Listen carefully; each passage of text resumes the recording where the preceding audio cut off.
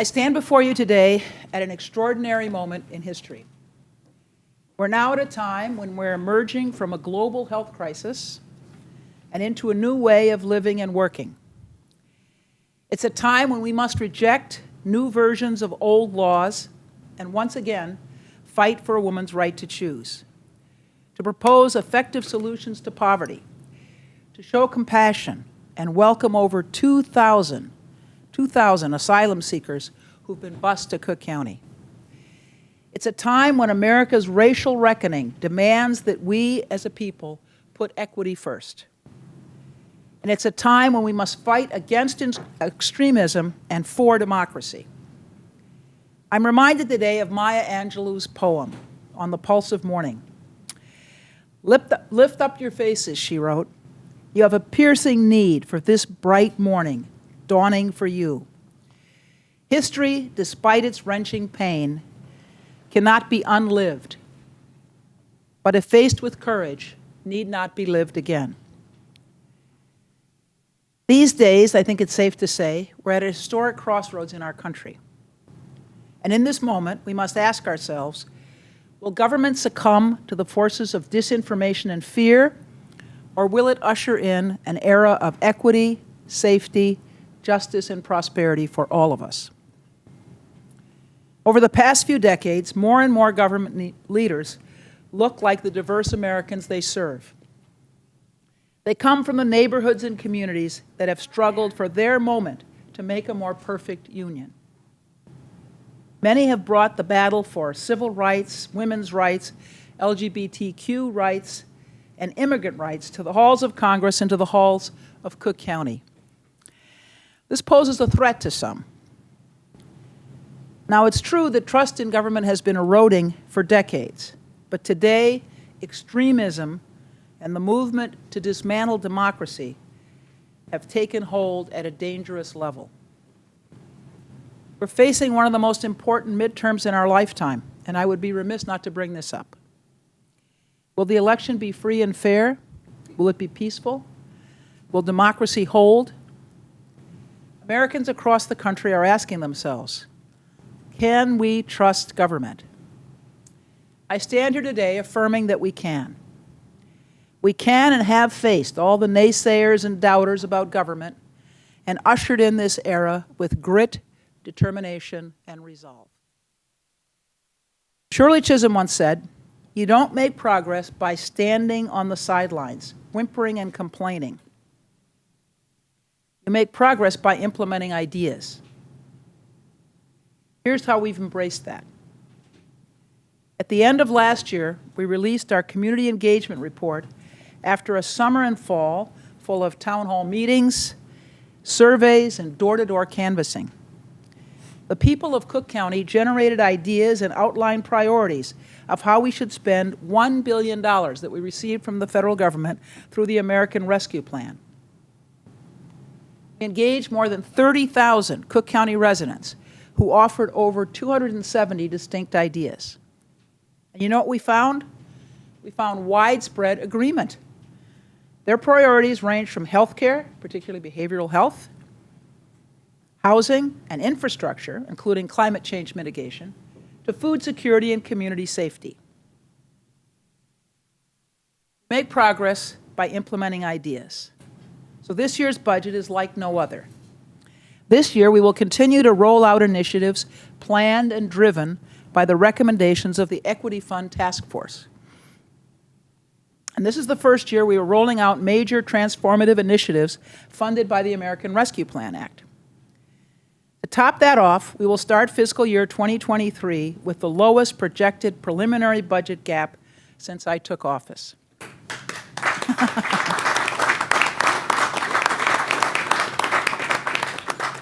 This gap is just $18.2 million, and our budget is bigger this year.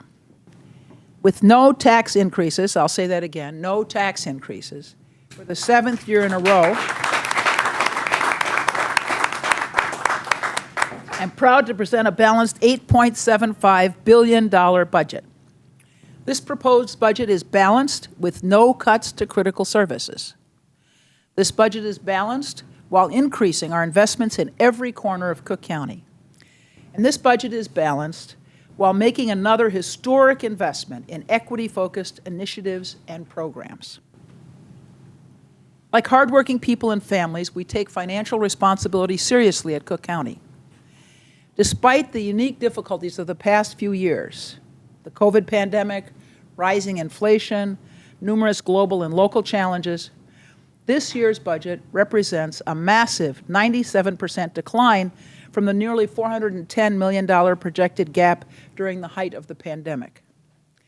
This is the result of making tough decisions years before seeing it through today. In the face of multiple economic risks, Cook County has had its bond ratings upgraded and has put the county's pension fund on a path toward sustainability. We've built up a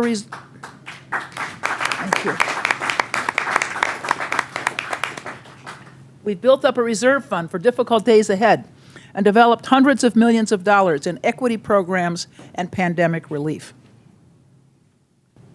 I've said it nearly this time every year, it's the exemplary work of our Bureau of Finance that lays the foundation for our policy work. We could not do this transformative work that we do without having this solid financial footing. Cook County has provided supplemental pension payments of $2 billion over the course of my tenure in office. You may recall that in 2015, the shortfalls at the pension fund were growing at the rate of $30 million a month, nearly $1/3 billion per year. Now in fiscal year 23, we continue to improve our pension funding ratio. We're on track for 100% funding by 2043. This is Thank you. This is something not a lot of governments can say, frankly, and it's practically unheard of when it comes to municipal pension funds. We've also implemented a debt structure to ensure that we don't borrow more than we can afford. This wasn't something that was done before I came into office in 2010. This has had a huge impact on the amount of debt that Cook County has now. By being smart and thoughtful in our approach to borrowing, we've decreased the outstanding debt by over $700 million since I took office. Through our work to responsibly address the pandemic, carefully manage debt, maintain satisfactory reserves, and spearhead dramatic improvements to pension funding, Cook County received a ratings upgrade, a rarity for local governments. This is an affirmation and an important acknowledgement of Cook County's financial best practices and a reflection of our values of putting people first. In the headwinds of an uncertain recovery, of climate change, of rising extremism, and troubling division in our country, I stand here confident that Cook County will overcome these challenges and more if we continue on the path we laid out years ago. We're working towards a more just, prosperous, and equitable future. In his 1967 book, Where Do We Go From Here? Chaos or Community, Martin Luther King Jr. wrote, "I'm now convinced that the simplest approach will prove to be the most effective. The solution to poverty is to abolish it directly by a now widely discussed measure, the guaranteed income." 55 years later, with national momentum growing, I'm proud to announce the opening up of applications for the largest guaranteed income pilot program in the country.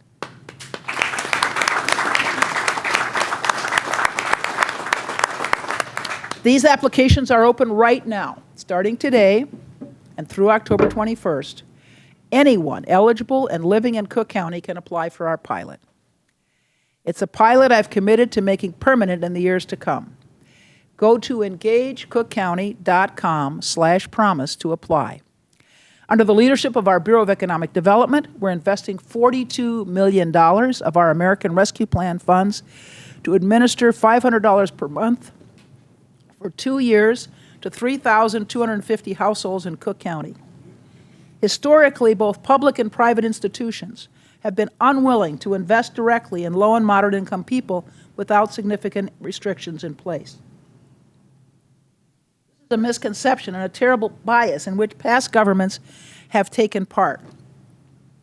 Rather, decades of research shows that people spend cash wisely leading to more financial stability as well as improved physical, emotional, and social outcomes.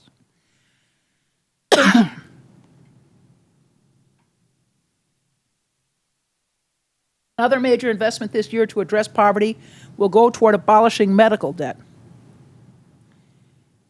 We're the first local government to create a program at this scale.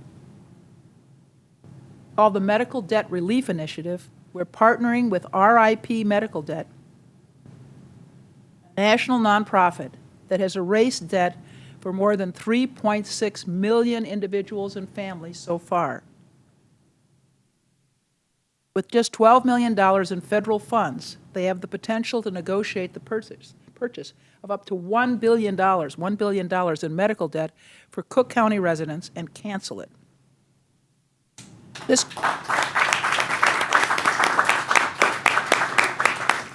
could benefit hundreds of thousands of people in Cook County. Financial health is part of building safe and healthy communities, as is health care. That's why with the American Rescue Plan, we're awarding over $170 million over the next 3 years to Cook County Health. This will go toward a range of health initiatives, especially for those populations disproportionately impacted by COVID-19.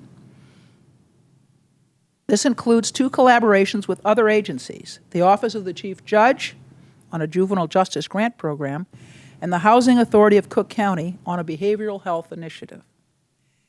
If you've been one of the many people who have returned to normal activities, seeing loved ones, colleagues, and friends, you can thank Cook County Health System and their teams for their untiring efforts to vaccinate people.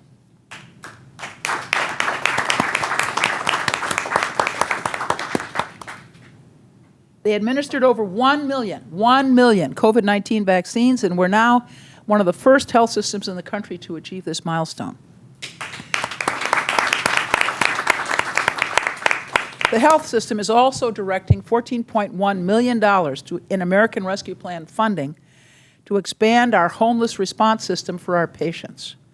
We're providing support to county care members experiencing housing instability with both acute and chronic medical conditions, as well as those who are likely to have frequent visits to emergency rooms. When monkeypox arrived in the United States, Cook County's Department of Public Health leaned on the experts at our core center, one of the largest infectious disease centers in the country. Together, they led our efforts. And still in the midst of COVID, this team stood up comprehensive testing, treatment, and vaccination sites across the county.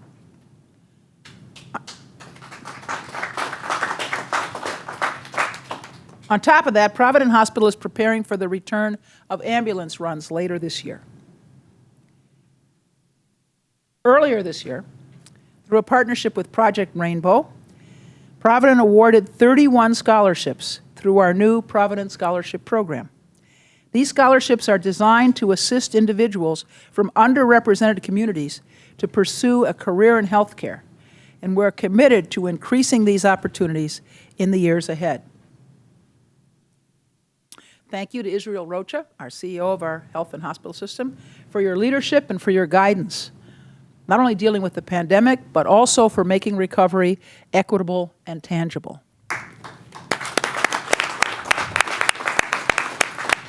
And thank you again to Drs. Rubin and Joshi, who played critical roles during the hardest years of the pandemic.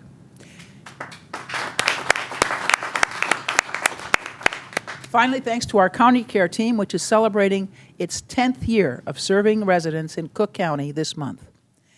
County care has been vital through the pandemic and beyond. Membership grew exponentially. Why?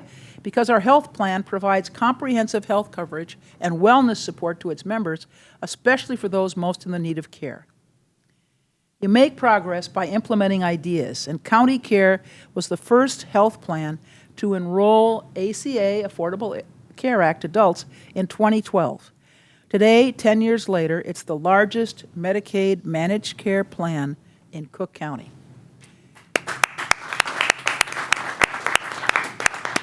One of the most powerful equity-centered initiatives that we have this year is our work in violence prevention.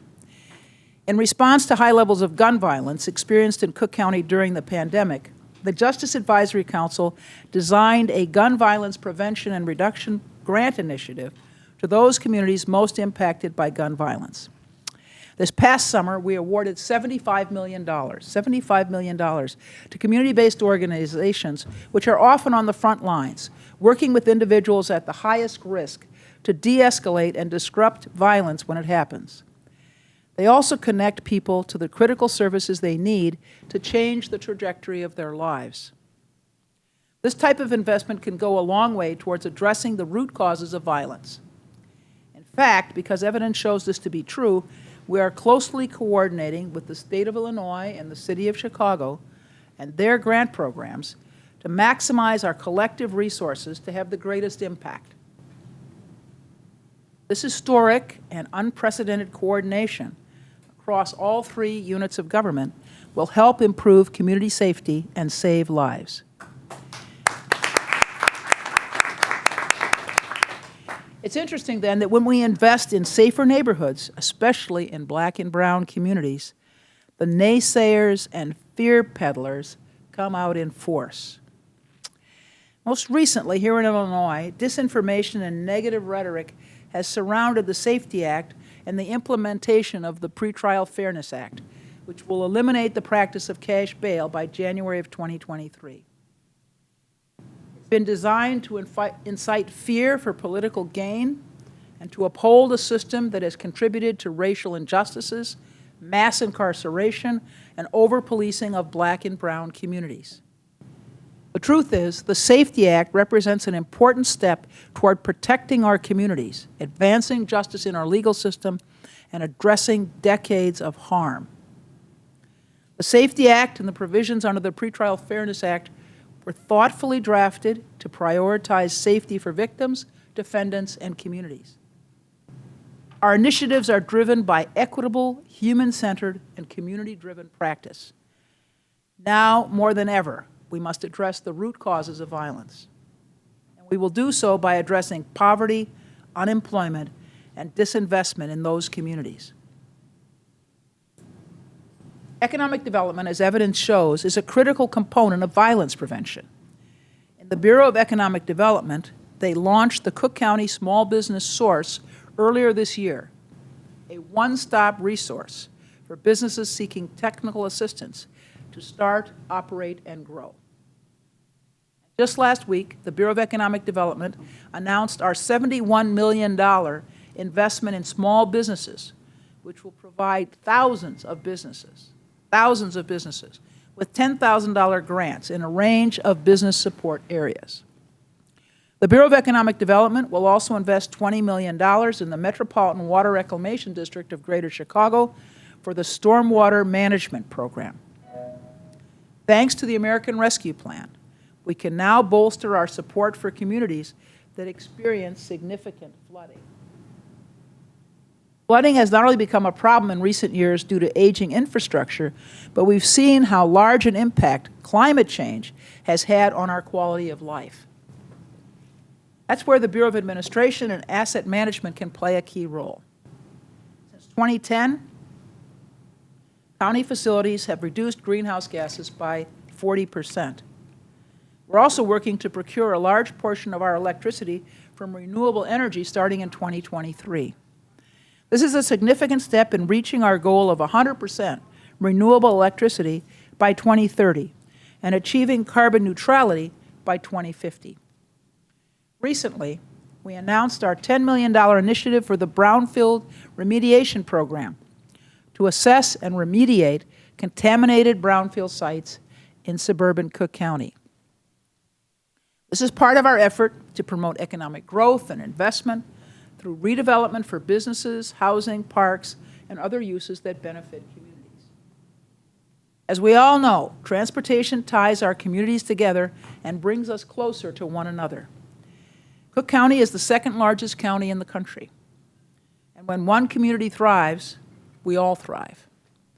The Department of Transportation and Highways 2022 Invest in Cook program is providing 43 project awards with 55% of the funding dedicated to low to moderate income communities. Our Fair Transit South Cook program helped Metro Electric and the Rock Island ridership recover 20% points faster than other lines by implementing reduced fares. This again shows how equity is beneficial for both residents and the Metro system overall. And through our partnership with PACE, the service additions on the 352 Halstead route have been permanently adopted.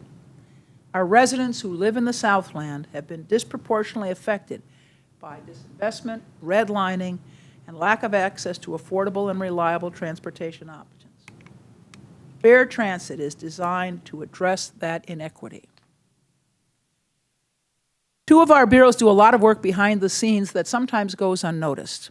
But this year I want to lift up the great work of our Bureau of Asset Management and the Bureau of Technology. Again, with the help of American Rescue Plan funding, the Bureau of Asset Management will spearhead an innovative $20 million project to improve infrastructure and provide critical capital upgrades to municipalities across Cook County.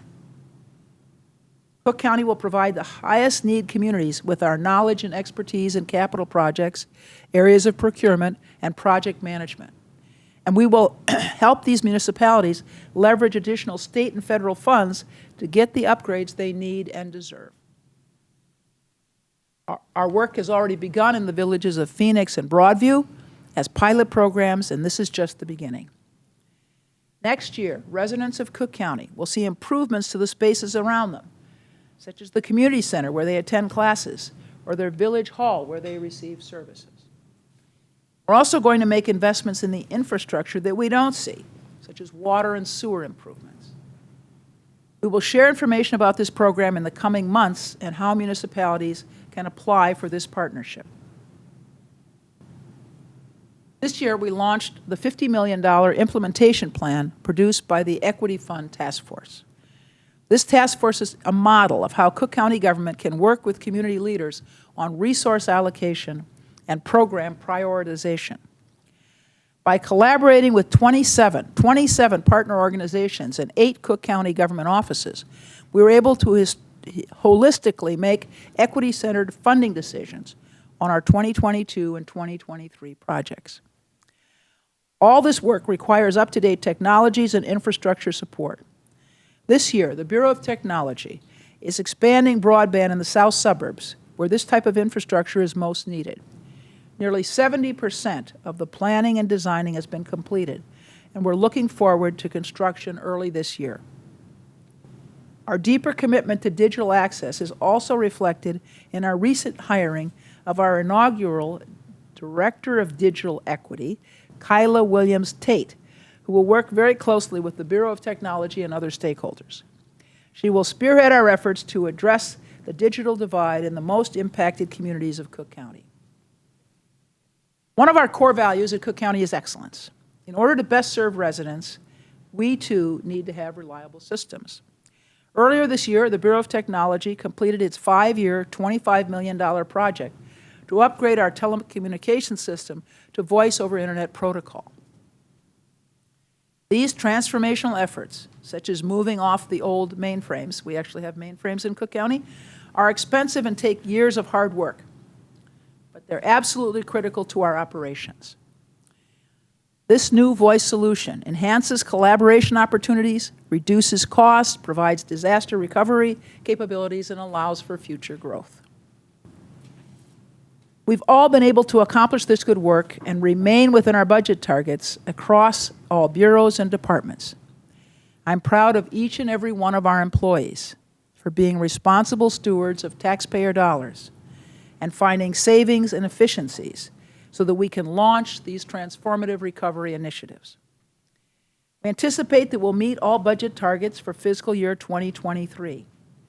This has very much been a team effort, and all made possible because of the dedicated hard work of everyone under the offices under the President.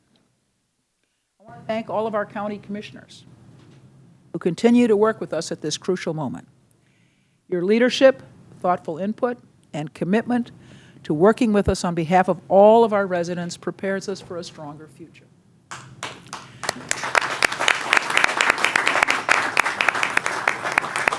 I want to thank my Chief of Staff, Lynetta Haynes-Turner, for her exceptional leadership. Thank you.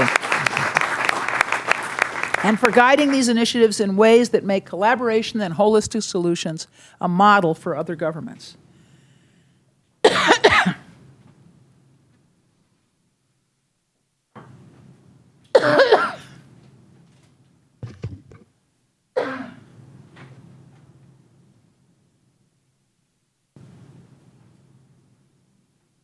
Thanks to our incredible finance and budget team, especially Budget Director Annette Guzman.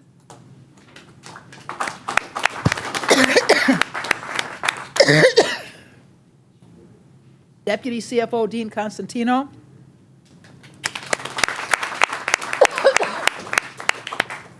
And Interim CFO Lawrence Wilson.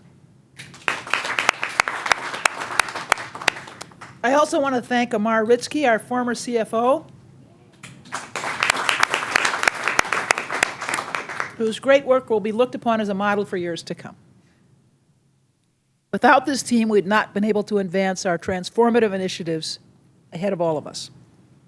Our bureau chiefs, Tanya Anthony, Soshi Flores, let me get through the whole list. Elizabeth Granado, Valicia Haddix, and Tom Lynch. There you can applaud. There we go. As well as JAC Executive Director Avik Das, have put forth budgets and plans to meet this moment. Their work is an emphatic affirmation of this new day dawning before us. Last but not least, my thanks to Kara Yee and Nick Shields and all the comms team for drafting my speech. I hope